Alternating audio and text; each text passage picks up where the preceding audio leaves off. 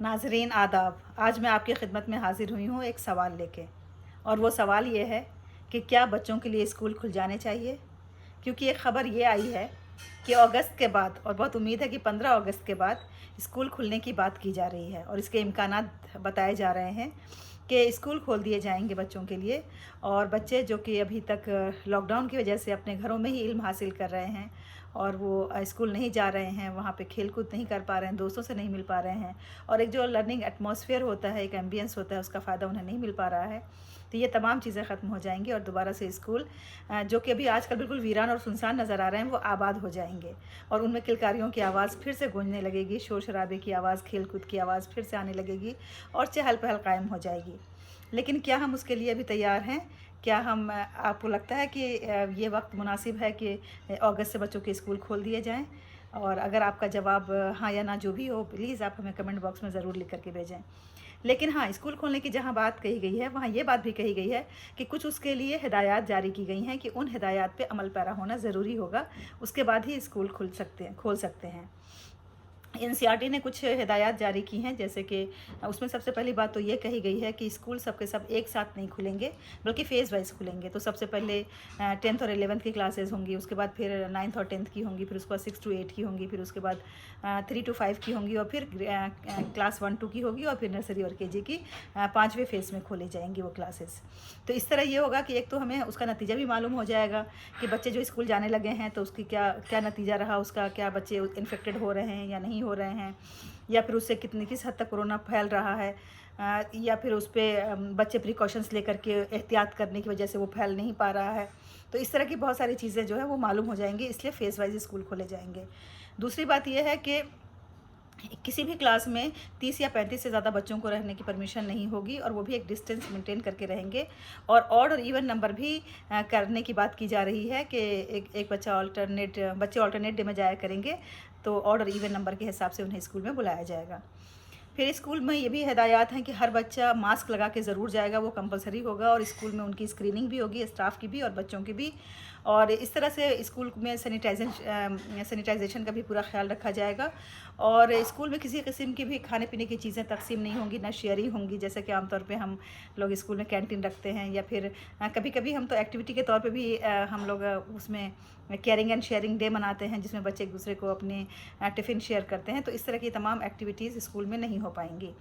इसके अलावा स्कूल में जो फंक्शंस होते हैं, सेलिब्रेशंस होते हैं और असेंबलीज़ होती हैं, ये जितनी भी गैदरिंग जिसमें बच्चों की होती है, वो तमाम चीज़ें मुअत्तल कर दी जाएंगी। वो तमाम चीज़ें कुछ भी नहीं हो पाएंगी जब तक कि ये सूरत हाल इम्प्रूव नहीं होती है, और जब तक हम कोरोना की वबा से पूरी तरह महफूज नहीं हो जाते हैं। तो कोई फंक्शन नहीं, कोई असेंबलीज़ नहीं, कोई सेलिब्रेशंस नहीं, और कोई गैदरिंग नहीं, इस तरह की कोई चीज़ नहीं होगी।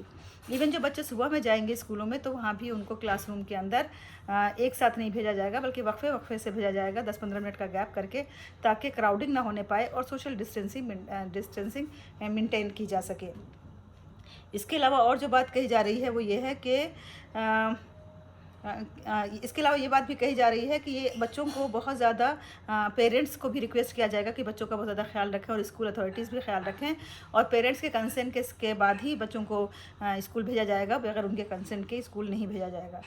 अब सवाल यहाँ ये है कि जो हमारे मुल्क में अभी सूरत हाल है इस वबा की, और जिस तरह से ये वबा फैल रही है और बढ़ रही है, पहले तो ये सिर्फ शहरों तक थी, लेकिन अब हम देखते हैं कि छोटे छोटे टाउन और गांव और कस्बे वो भी इसकी लपेट में आ गए हैं।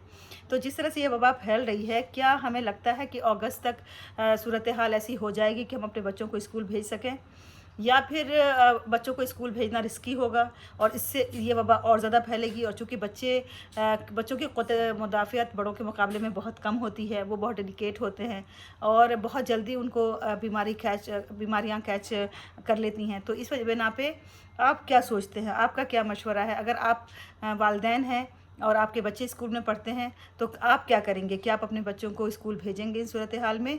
ये चंद ऐसे अहम सवालात हैं जिनके हमें जवाब लेना बहुत ज़रूरी है। एक तो ये कि ये गाइडलाइंस जो भी हैं, अगर हम इसको फॉलो करेंगे तो उम्मीद तो है कि किसी न किसी हद तक हम इससे महफूज रह पाएंगे वबा से। लेकिन सबसे बड़ा सवाल ये है कि कितने स्कूल इन तमाम गाइडलाइंस को फॉलो करेंगे, और किस हद तक वो इसको फॉलो करने में कामयाब हो पाएंगे, और इनकी मॉनिटरिंग किस हद तक हो पाएगी, और किस हद तक हम बच्चों को समझा पाएंगे कि वो सोशल डिस्टेंसिंग मेंटेन रखें, क्योंकि बच्चे तो बच्चे होते हैं, उनका कंसंट्रेशन लेवल बहुत कम होता है और वो बहुत ही जल्दी मूवमेंट उनको चाहिए, वो एक जगह बैठ करके बहुत देर तक नहीं रह सकते हैं। तो इन तमाम सूरत हाल में जब वो बच्चे स्कूल जाएंगे, जहाँ पे वो खेला कूदा करते थे, घूमा फिरा करते थे, जहाँ वो मस्तियाँ करते थे, अगर हम उनको वहाँ जा करके एक क्लासरूम के अंदर एक ही जगह पे बिठा दिया जाएगा, क्योंकि हर बच्चे का नाम भी लिखा जाएगा उसकी सीट पे, ताकि वो उसी जगह पे बैठा करे, तो क्या ये प्रैक्टिकली पॉसिबल है और क्या ये सब कुछ हो पाएगा?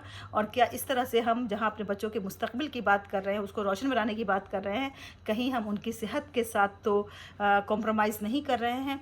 क्योंकि पहले जान है तो जहान है। पहले बच्चे हमारे महफूज रहेंगे वबा से, तभी वो अच्छी पढ़ाई पढ़ पाएंगे, तभी वो ज़िंदगी में आगे बढ़ पाएंगे और मुल्क और कौम का नाम रोशन कर पाएंगे। तो ये तमाम चीज़ें हमें जहन में रखनी है।